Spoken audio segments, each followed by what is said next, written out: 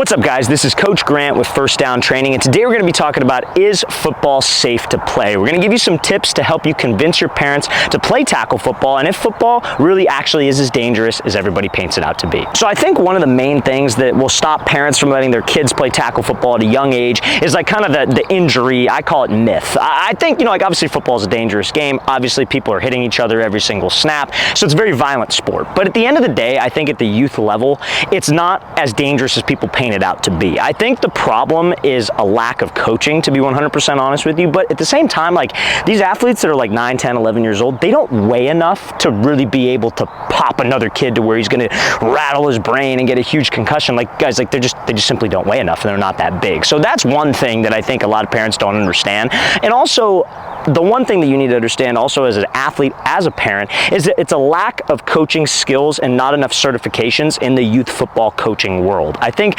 so many youth football coaches are just like volunteer dads, and that's not a problem. Like, we need those guys, right? Because you couldn't be able to fill a team, we couldn't coach a team without volunteers. But I feel football is one of the only sports where anybody could just walk in and coach, and now they're teaching hitting drills, tackling drills, and honestly, they're teaching kids bad habits, bad form, and they're not stressing good enough form. Something that I always relate to whenever I'm talking to a parent about athletes playing, tackle football at a young age, or when should they play tackle, is I'll mention rugby. So in rugby, there are less head injuries than in football. That's a fact at the professional level. And in rugby, they don't wear any pads. But the reason why there's less injuries is because they have perfect tackling form, because that is something that they stress. We had a camp in North Carolina a little while back, and one of the athletes at the camp, his dad was a rugby coach. And he talked about how he gets kids in there that are like 7, 8, 9 years old, and all he does with them is teach them how to actually tackle properly.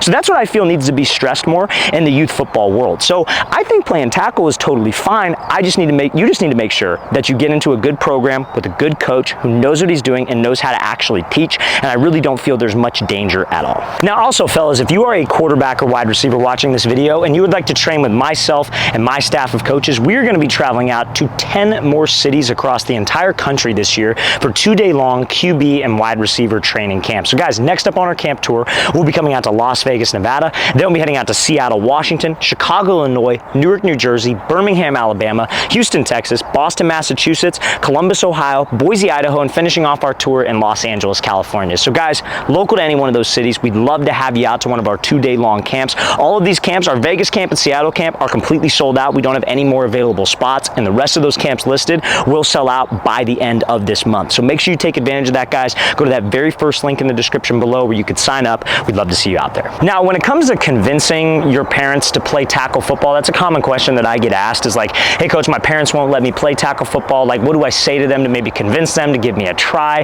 And honestly, it's really two things that you got to show them. Number one is going to be the rule changes. So I think the NFL especially, like everybody loves to talk about how soft the NFL is getting. Like every single hit seems like it's a penalty. They talk about hits to the head, targeting fouls. Like everybody sees Patrick Mahomes flop and he gets a flag. So what I would do is I would try to show them the changes in the rules of the game of football to explain to them the game is actually getting safer and safer. It's not like the days like early 2000s where guys are lowering their head into the crown of somebody else's helmet and that's not even going to be a flag. So you just have to explain to them the different rule changes. Now, the second thing I would do is explain to them the advancements in safety. I think the biggest worry for parents is head injuries. There's a lot of information out there about head injuries for players, and that's a real thing. CTE is obviously a real thing. We see so many NFL players have that. But one thing I will say is that the helmet technology is getting more advanced every single year. Every year it gets better and better and better, and a good study to show them would be a study by Virginia Tech. So Virginia Tech every single year does a study where they rank the top football helmets. So they'll show which ones are the safest,